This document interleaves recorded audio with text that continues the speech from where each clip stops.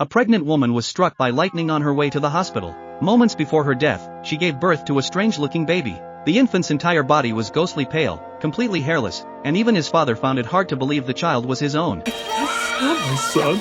As the baby's cries grew louder, the attending doctor came over to check. What he saw shocked him. The baby's EEG scan was so dense with activity that it covered the entire page. This meant that from the moment of birth, the child possessed an intelligence far beyond that of ordinary people. But to his father, he was nothing but a monster. Unable to accept him, he abandoned the child. The baby was then taken in by his grandfather. Due to his unusual appearance, he was locked away in the basement, where he remained for 18 years. 18 years later, his grandfather passed away. The local sheriff and the director of the orphanage arrived at the house, tasked with taking the boy to the orphanage. They had heard the rumors he had been isolated for nearly 2 decades, with no contact with the outside world. For all they knew, he might have turned into a wild, untamed creature. They decided to proceed with caution. Carefully, they opened the basement door and stepped inside. However, instead of the filthy, neglected space they had imagined, they found a clean and well-kept room. When they finally spotted the boy, he was curled up in a corner, frightened. The orphanage director, a gentle woman, extended her hand and softly encouraged him to come out. As the boy emerged from the shadows, the two of them were stunned.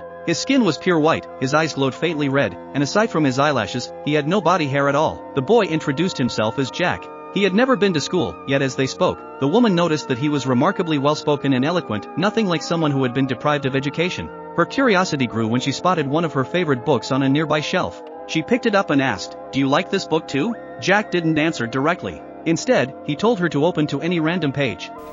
216.